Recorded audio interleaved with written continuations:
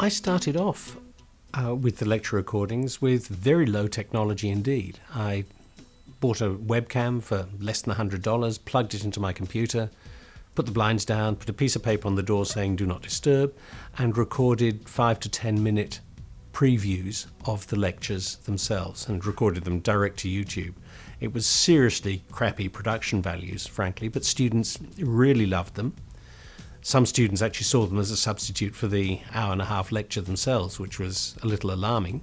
And that was frankly one of the drivers for me going and recording the whole lectures after that, because students found that just so useful. As far as setup time's concerned, non-existent. I mean, seriously, because if you're going to be giving this stuff in a lecture theatre, it's exactly the same amount of prep and setup time. In fact, possibly even less, because no lecture only lasts 7 or 10 minutes. You only actually need to have 7 or 10 minutes worth of content up there in your head at any one time.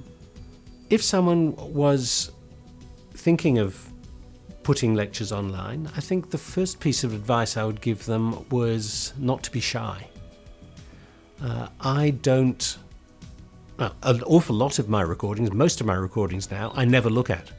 I just check to make sure that the file itself has ended up on the disk and upload it to the appropriate forum.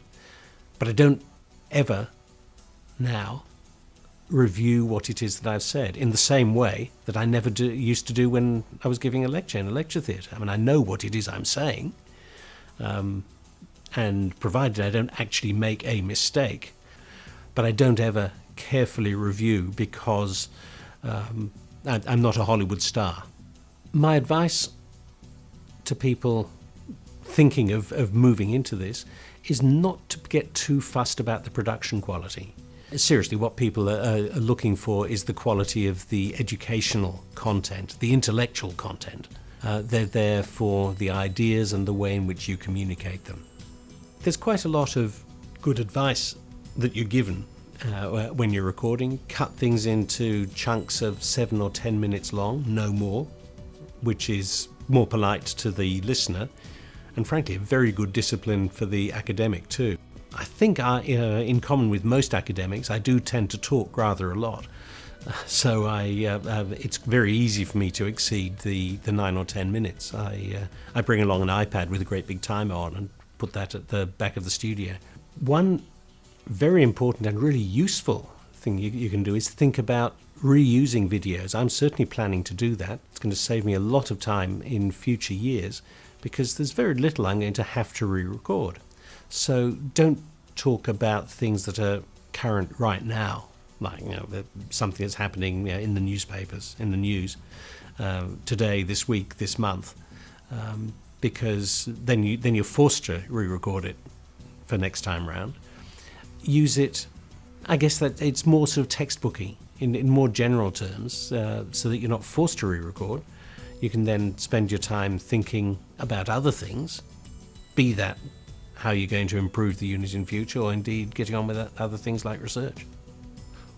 One thing to remember is that these recordings you can use in multiple different ways and at different times.